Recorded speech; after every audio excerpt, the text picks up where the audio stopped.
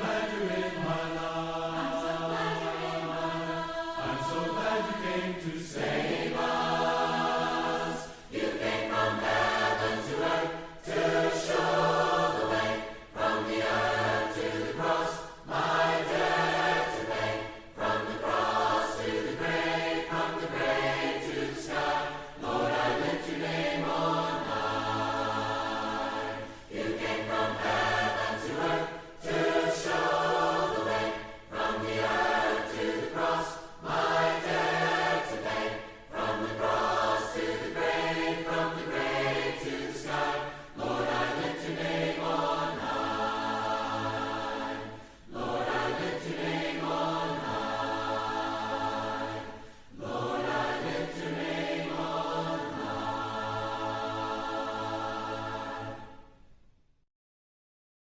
Holy, holy, holy, Lord God Almighty, early in the morning our song shall rise to thee. Holy, holy, holy, merciful and mighty, God over all and bless eternally. Holy, holy, holy, all the saints adore thee, casting down their golden crowns around the crystal sea. Cherubim and seraphim falling down before thee, who wast and art and evermore shalt be.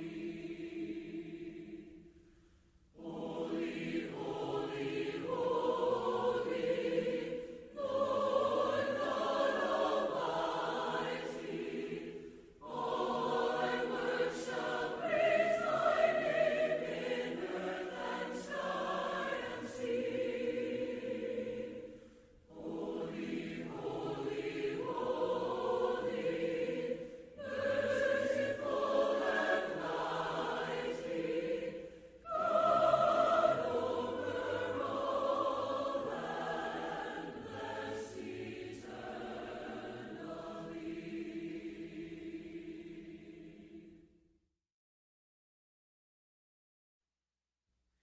There is beyond the azure blue a God concealed from human sight. He tinted skies with heavenly hue and framed the worlds with his great might. There is a God. There is a God. He is alive. He is alive. And we live, and we survive. And we survive from dust our God. Created man. He is a God. The great I am. The great I am. There was a long, long time ago a God whose voice the prophets heard. He is the God that we should know, who speaks from his inspired word. There is a God. There is a God. He is alive. He is alive. In him we live, and we survive. And we survive from dust our God. Created man. He is a God. The great I am. The great I am. Our God who sat upon a tree, alive was willing there to. Thank you for being here today. I hope you brought your Bible.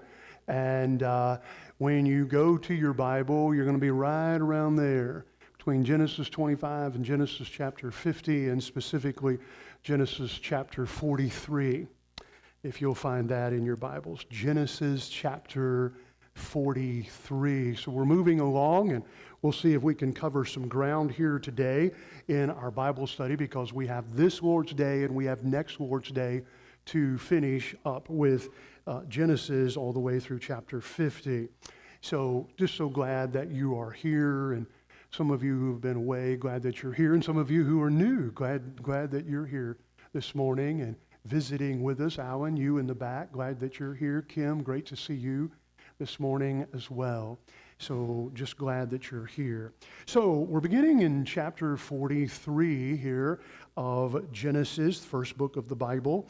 And when we last studied in Genesis chapter 42, the brothers of the sons of Jacob, all of them except Benjamin, and of course Joseph is gone. He was sold into slavery in Egypt, and unknown to the brothers or anyone else, Joseph is now the governor, the second person in charge of all of Egypt, and he has been tasked by Pharaoh to set in motion the protection of Egypt from the famine that is coming. And it was foretold in a dream to Pharaoh that there would be 7 years of plenty in Egypt, followed by 7 years of famine. And Joseph was tasked, who was the interpreter of Pharaoh's dream, he was tasked with setting things up so that in the 7 years of plenty, the grain that was grown, and there was an abundance of it, that would be stored away for when the 7 years of famine would arise. So when we're beginning in chapter 43, Joseph is the governor. He started out in Egypt as a slave, sold into slavery by his brothers, with the exception of Benjamin. Benjamin is his full brother, and Benjamin is, I guess, he's too young or whatever to be a part of what the brothers had done in selling Joseph into slavery. It's kind of a despicable thing to do, to sell your own flesh and blood, Joseph. But they hated Joseph. They couldn't stand him because he was their father's, Jacob's, favorite son. They couldn't stand him, and so he was sold into slavery. But now Joseph has risen through the ranks, okay? And it is the Lord who caused all of this to happen. So when we come to chapter 43, the famine is there. There have been 7 years of plenty, and now the famine is in full swing, okay? And so the brothers, the brothers in Canaan, they must go into Egypt and buy grain to take back to their flocks and their herds and all of their families back in Canaan. So that's where we are at. And they went into Egypt to buy the grain, right? Joseph knows who his brothers are. They do not know who Joseph is. All they know is that he is a governor. He's the ruler. He's the man in charge. And so they go into Egypt to buy grain, remember? And they buy the grain, and on their way back to Canaan, they find that they have their sacks full of grain, but they also found something else in those sacks. And what was that? All of their money that they had brought to Egypt to buy the grain, okay?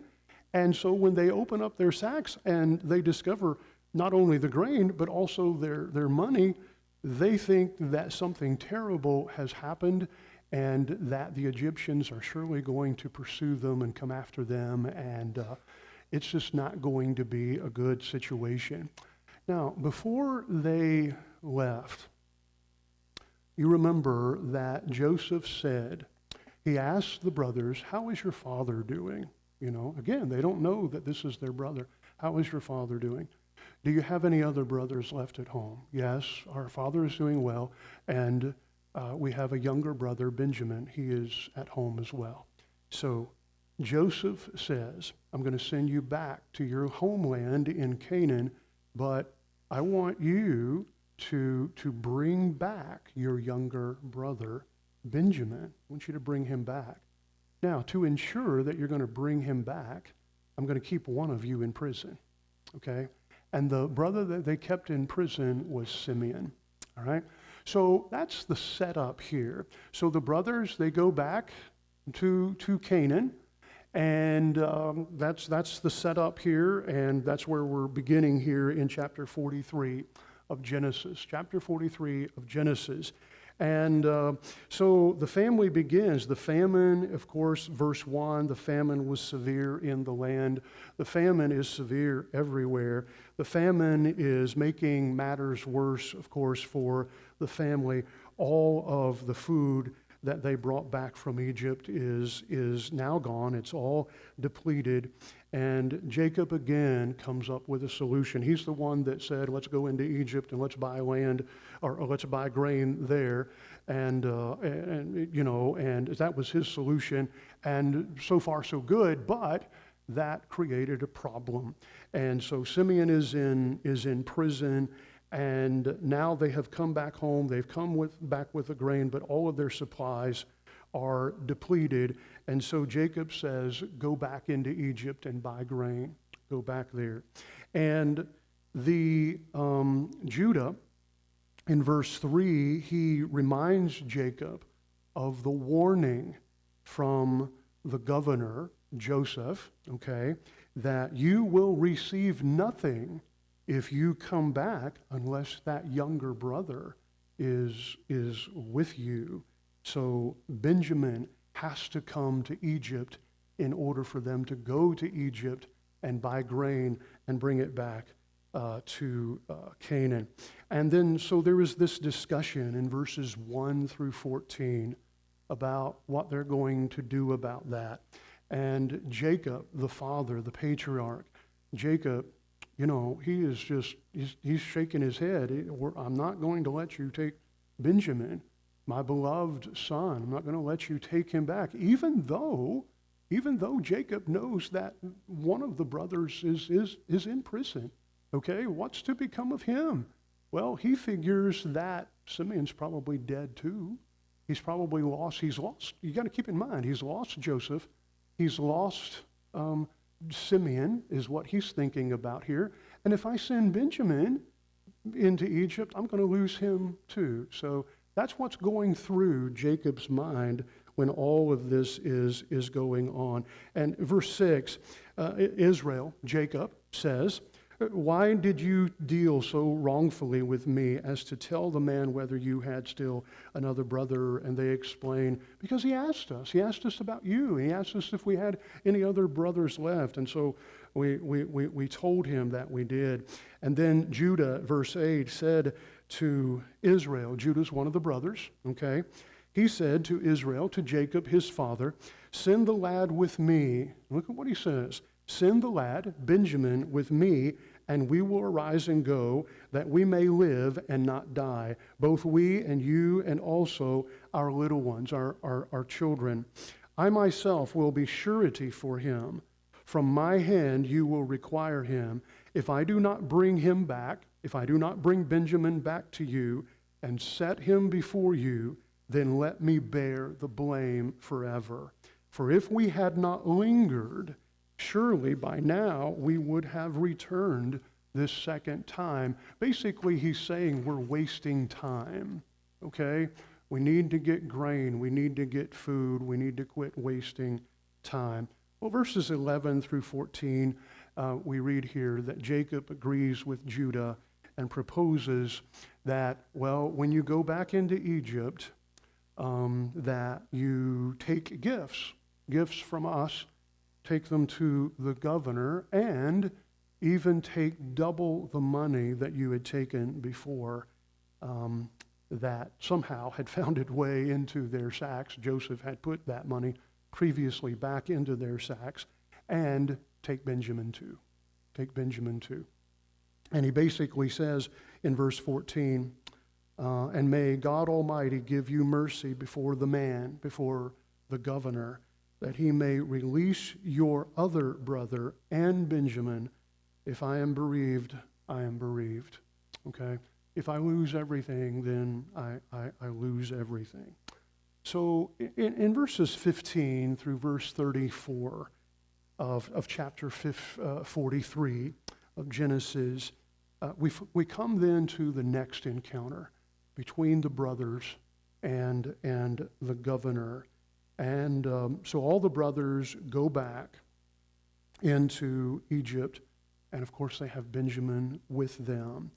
And we read, when Joseph saw Benjamin with them, verse 16, he said to the steward of his house, take these men to my home, and slaughter an animal and make ready, for these men will dine with me at noon. Now this is an amazing thing that the governor would do. He would not do this to everybody who came, seeking to buy grain and everything. But of course, Joseph knows who these men are. And it says that he did this after he saw Benjamin. There is a strong and blood connection between Benjamin and Joseph, because they are the full brothers of their mother Rachel and Jacob. Okay? So these are the only two brothers that have this in common. Joseph, the favorite son of Jacob, and now that Joseph supposedly is dead, according to as Jacob thinks of it, then Benjamin has taken that place now, and he's the favorite son of Jacob. Well, the man did as Joseph ordered, his steward, his servant, and the man brought the men into Joseph's house. So this is just an amazing thing that's happening, that these men suddenly find themselves, they're shaking in their knees already as to what is going to happen. They don't know what's going to happen, but now they've been invited to the governor's house for dinner, and so this is just amazing, and they are welcomed into the governor's house. And no doubt, verse 18 just shows us that the brothers are thinking the worst. What's going to happen to us here? Is this some kind of trick? Is this some kind of setup? Well, in verse 19 and following, when they drew near to the steward of Joseph's house, they talked with him at the door of the house and said, "O sir, we indeed came down the first time to buy food, but it happened when we came to the encampment that we opened our sacks, and there each man's money was in the mouth of his sack, our money in full weight. So we have brought it back in our hand, and we have brought down other money in our hands to buy food. We do not know who put our money in our sacks, but we're here to make it right, to give you not only that money, but also more money. So because all we're doing here is coming to Egypt to buy grain. We'd also like to have our brother back, Simeon, but they don't mention that, okay? But we'd also like to have him back. Well, the servant said here, peace be with you, in verse 23, do not be afraid. Your God and the God of your father has given you treasure in your sacks. I had your money. In other words, I put that money into your sacks, he says. And then he brought Simeon out to them. Okay, so reuniting Simeon with the other brothers. And so the man, the servant, steward, brought the men into Joseph's house and gave them water, and they washed their feet, and he gave their donkeys feed. So, just all of this kindness.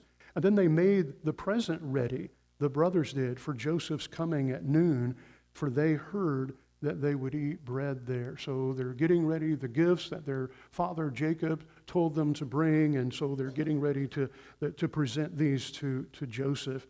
So the brothers are grateful for this undeserved treatment by the governor. Again, keep in mind, what you have to keep in mind when you're reading this is they don't know who the governor is. They don't know that this is their brother Joseph. Joseph knows who they are, okay? And all along the way, up until this point, he has been testing them to see their character, because a long, long time ago when he was sold into slavery, he saw their character. That they were worthless, they were despicable, that they treated their brother in such a terrible way. And not only that, but then they went back and lied to their father that Joseph, their brother, had been killed by a wild animal, and all we have here is his garment, and it's stained with blood and all of that. So Jacob still is thinking about that, doesn't want to lose his other son, Benjamin, doesn't want to lose any of them, but Benjamin especially is on his mind. The youngest son is especially on his mind. So verse 27, Joseph inquires about the well-being of their father. If the brothers, you kind of think, if the brothers had thought about this, this governor keeps asking us about our father, how's he doing? Every time we encounter him, he's asking us about our father and how he's doing. And they answer in verse 28, your father, your servant, our father, is in good health. He is still alive. And they bowed their heads and prostrated themselves before him. And then verse 29, because keep in mind this connection between Joseph and Benjamin. Then he lifted his eyes and saw his brother Benjamin, first time, the first time, his mother's son, and said, is this your younger brother of whom you spoke to me? And he said, God be gracious to you, my son. And so gracious words coming here from the governor. And then verse 30 shows you one of the images, this emotion on the part of the governor. His heart yearned for his brother. Okay, so he saw him and he yearned to approach his brother Benjamin and to embrace him and all of that, but he couldn't at this point. So his heart yearned for his brother, so Joseph made haste and sought somewhere to weep, and he went into his chamber and wept there. The next verse, though, says he washed his face, he cleaned himself up, and he came out and he restrained himself and said, serve the bread. So he's talking to the servants, serve the bread. And so this, they have a meal together. The governor, he eats kind of by himself, kind of probably has his own banquet table here. And then the brothers, they have their own banquet table nearby, I guess close enough for them to have some dialogue, but they're not sitting at the same table. The brothers are sitting at the same table. And then you have a group of Egyptians, of probably Joseph's servants, and they're in the room as well, and they're eating also. And so you have this whole party, but, Egyptians and Canaanites, or more especially Egyptians, see themselves as kind of a higher class of society, okay? And to have this kind of intimate interaction with shepherds and herdsmen and all of that, this is not what you do in society, okay? So this is what is happening, and they all have this meal together, and all the brothers, again, verse 33, all the brothers are amazed at the situation. But look at verse 34, okay? Then he took servings to them from before him, but Benjamin's serving was 5 times as much as any of theirs. So they drank and were merry with him. So everybody's having a good time, okay? Even though in all of this, the brothers are just scratching their heads. And I mean, this is great. They didn't know that they were going to be treated like this, with all this graciousness and all of that. But they're still like, what is going on here? This is strange behavior. This is a strange thing that's happening here. Yeah, Bill?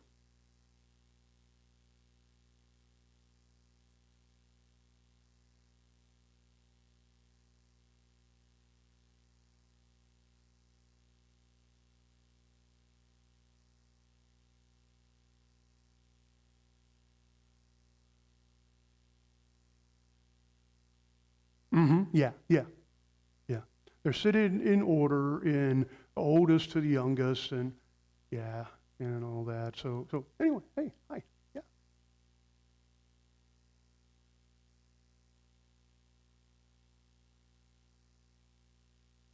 Well, right off the top of my head, I don't know, but he's in.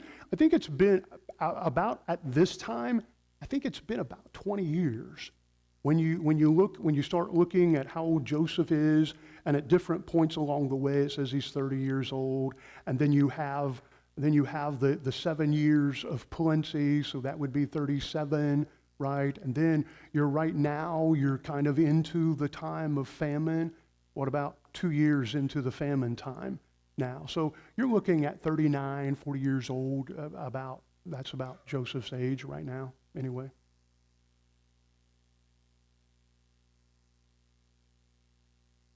Yeah,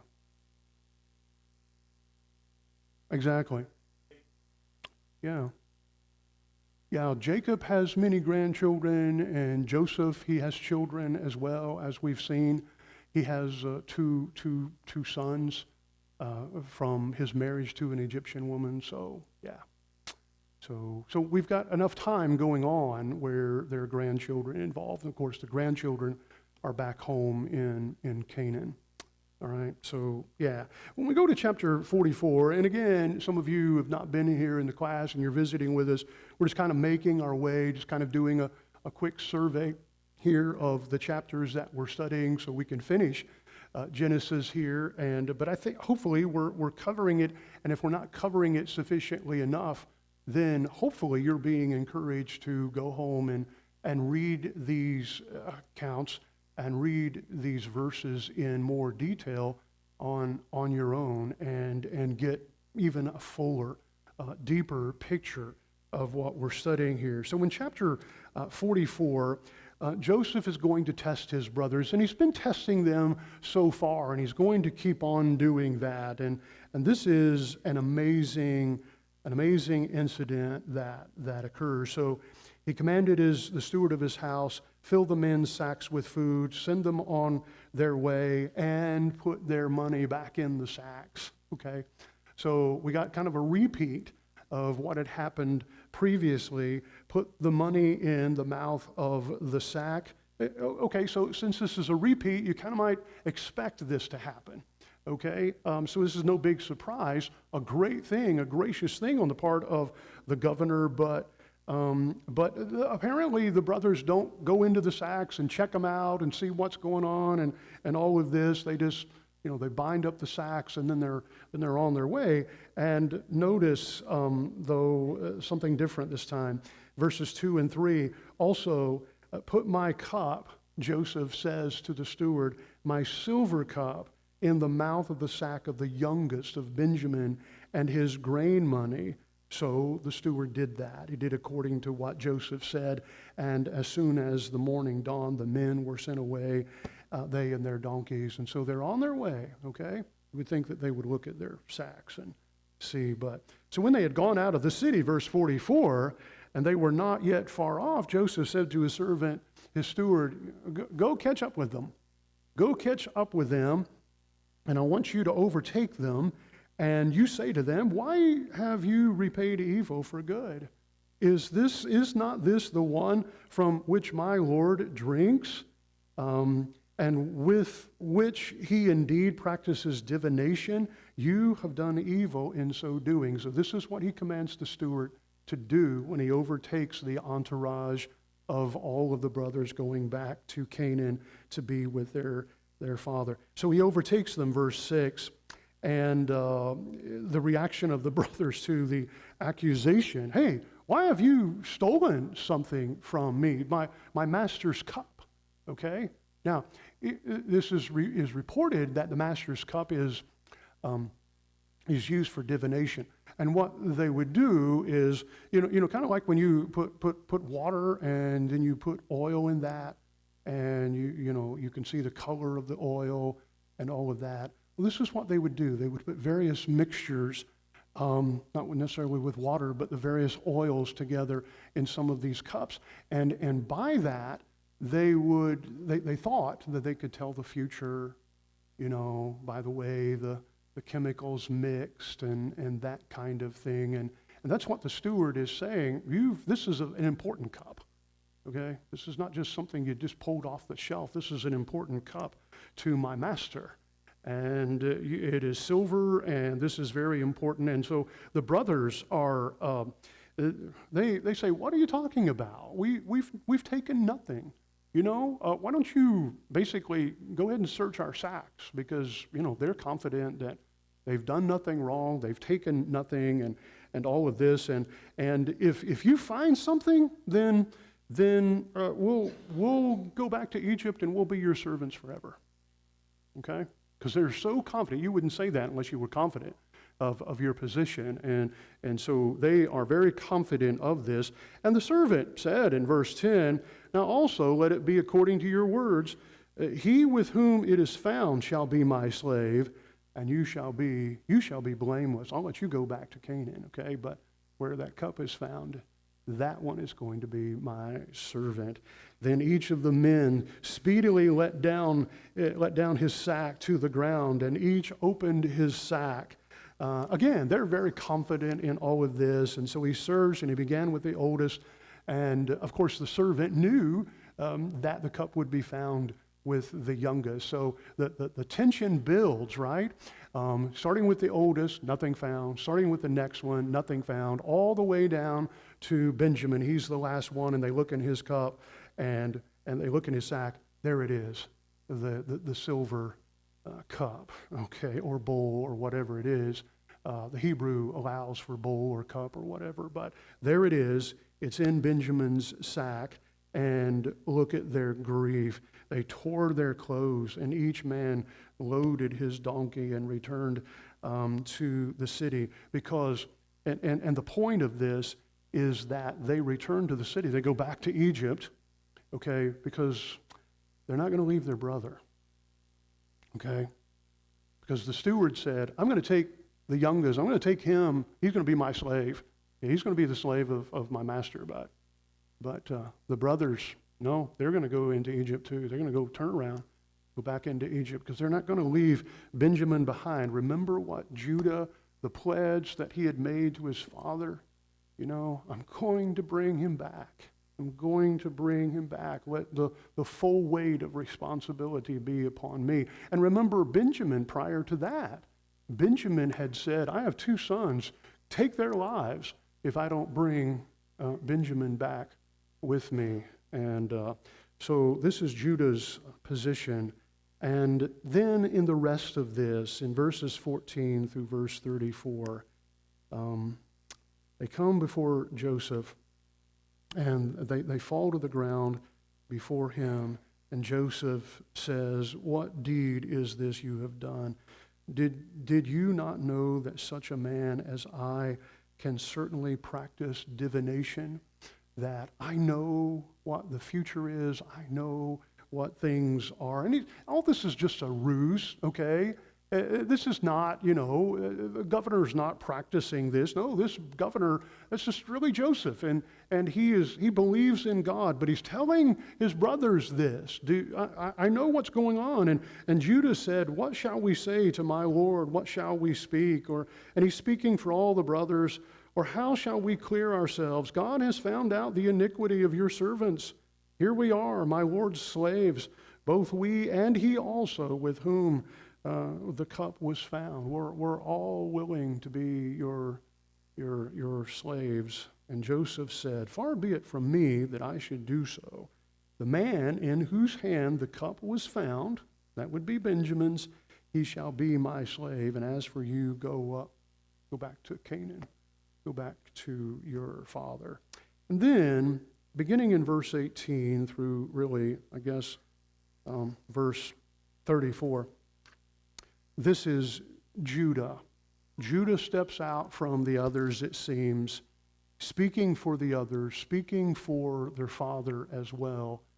And this is a plea from Judah, and it says that Judah draws close to the governor.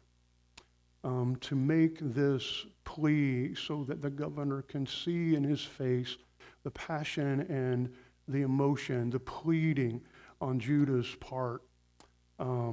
Let's fix this. Basically, let's fix this. This is the longest of all the speeches that we've read in Genesis. This is the longest speech, okay, in the book of Genesis, and from Judah, making this impassioned plea, and just give you the highlights. Please, he says, let me speak. Let me pour my heart out to you without you being angry, because I know you have the power of Pharaoh behind you, and you could pronounce death upon us and all of that. Please listen to my pleas. My plea, he says, you've inquired before about our father and brother Benjamin, and when you inquired, we told you the truth. We told you the circumstances of our father's great love for our youngest brother, Benjamin, and we brought our brother to you to verify our story. You asked us to do that, but we did not want to bring him to you, because taking him from his father would cause our father great grief, even to the point of death, would give him a heart attack, would bring him down so low that it would kill our father. But you insisted. We needed food, we needed grain here from Egypt, but you insisted that Benjamin should be brought, or you would not see us again to give us food. So we went back to our father, and we explained all of this to you. And our father explained how he had already lost to death one of the sons of Rachel, and that if anything should befall the second son, which would be Benjamin, then he would go to the grave in great sorrow. And then he says, well, now we are all here. We're here. We brought Benjamin with us, and now we cannot take him back to our father. So we're in a really tight spot here. And when we go back, we go back to report all of this to our father, and you have our youngest brother Benjamin in prison, or rather in slavery, then he will surely die. He will surely die with great grief. I think Judah is appealing to Judah because Joseph, the governor, has inquired again and again about their father. There's something about this governor that is asking for this about their father, and so he insisted. Judah says, "I insisted that my father and I would be to my father that I would be surety for my brother, and if I don't bring him back, then I will be forever to blame." So verses 33 and 34 are really the high points of this. He says, "Please let me take the place of my younger brother, and I will be your slave." Judah says, "I will be your slave, and let Benjamin return to our father with his brothers. I'll stay here and be your slave. How can I go back to my father without bringing our younger brother with me? It will be my great pain to bring this evil upon my father." Okay, so that closes out chapter 44, and that's it's an amazing, really highlight on of this chapter and of this story that Judah makes this plea to the governor. Yeah, Bill. Yeah. I mean,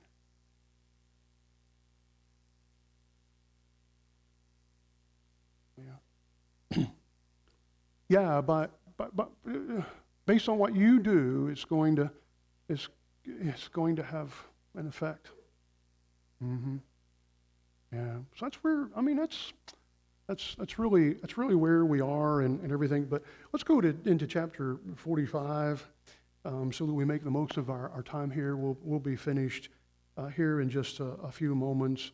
And this is a great chapter. Okay, this is just a great chapter because, look at what happens upon hearing all of that. Because chapter 45 is just a continuation of chapter 44, right? I mean, they go right together.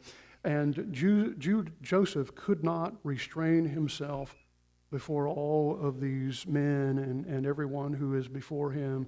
And he cried out, make everyone go out from me, okay? And that was a cry. I'm just reading it, but it was a cry out on the part of Joseph. So no one stood with him while Joseph made himself known to his brothers.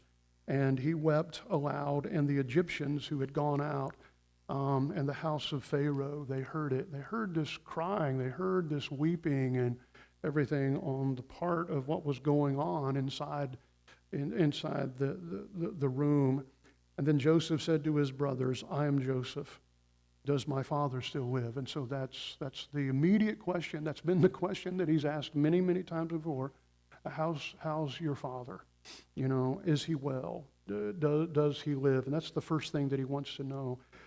But he doesn't get a direct answer immediately because the brothers, they couldn't say anything. They were speechless, okay? They were, as the text says, they were dismayed in his presence. And Joseph said to his brothers, please come near to me. So they came near. Then he said, I am Joseph, your brother, whom you sold into Egypt. Okay, what a shock, right? What a shock it was to these brothers. They thought that, of course, they thought that they were never going to see Joseph again. They didn't kill him with their own hands, but they had to believe that, you know, whatever happened to Joseph, it wasn't good. Okay, they sold him into slavery. Okay, that's not a good thing to be sold into slavery. So sold him into slavery, and they figured that they would never see him again. And of course, they would have never imagined that he would be over them and above them and have this position in Egypt, although they did have a premonition of this. And that's one of the reasons why they hated Joseph so much, because he had had these dreams of his brothers bowing down before him. And sure enough, that's what's been happening this whole time. The brothers have been bowing down before Joseph. But he says, please come near to me, I am Joseph. But now, verse 5, do not therefore be grieved nor angry with yourselves because you sold me here, for God sent me before you to preserve life. Look at Joseph. I mean, look how gracious he is. He doesn't say, yeah, you guys were wrong, and which would have been okay for him to say. You guys were wrong. You guys did the wrong thing. You shouldn't have done what you did. But God turned it out for good for all of us. Okay, and I just love Joseph's perspective. You know, you don't know when you're reading these great stories and important stories here. The Bible surely doesn't record all the interaction that these people had with God, and what had God revealed to Joseph about all of this that was transpiring. Maybe nothing more than what we see in the text, perhaps, but then I would question, I mean, Joseph is smarter than me, to be sure, but how were you able to put all this together, that all of this happened, to reach the conclusion that you reach here about verse 7, and God sent me before you to preserve a posterity for you in the earth and to save your lives by a great deliverance. All of this has happened so that I would be here, I would be in this position, I would rule over all of Egypt, I would do this thing about saving the grain from the years of plenty, and now we're in this famine, and now we have this meeting together. How in the world? But you see, Joseph understands. He has an understanding of this more than what might meet the eye, and that is that God has been arranging all of this. He has been arranging all of this to bring it about to where it is now, for you to be saved and for your lives to be preserved. So just an amazing thing. You know, it does make me wonder, you know, to just think about modern day application, or at least thinking about where we are in our lives, we know from the scriptures that God's not just up in heaven and just observing everything that's going on. We know from the book of Acts that God is involved, intimately involved in the outworking of the apostles and what they're doing. And even though we're not living in that time of the apostles, what the apostles' ministry was all about, we are living in that time, okay? And that's the salvation of souls, and that's the advancement of the gospel all over the world. God is working through, I believe the scriptures are teaching that, because the scriptures are telling us again and again in the New Testament that God wants souls to be saved, and he wants the message of the gospel to go out into all the world, and he wants that gospel to work its way into people's lives through us. That's our job. That's where he wants us to be. And so God is doing this and he's doing that, and we can't always know and know for precisely where God is doing his work and what God is doing here or there or 100 years from now or 100 years in the past. We can't know, but we know that he is working here and there to bring about his ends and his purposes. Go ahead, Bill, and then we'll kind of bring it to a close.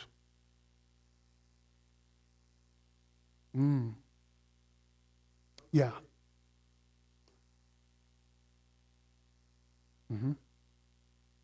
Yeah. Yeah, all of this, and Joseph really implies that this is all, it's bigger than what's going on right here. Okay, it's bigger than that. It's what's going to happen with their children and what's going to happen when they're in Egypt for all those years of slavery, and then they're going to be led out of Egyptian slavery by Moses into the land of Canaan, where they came from, the promised land. And then from that, eventually, Jesus is going to come, and then you're going to have the entrance of the kingdom of God into the world and the spread of the gospel and all of that we are all a part of. So we're all a part of that story, right? We're all a part of it. Thank you very much for being a part of our class, and we'll break and begin a time of worship at about 10:30, okay? Thank you for being here this morning.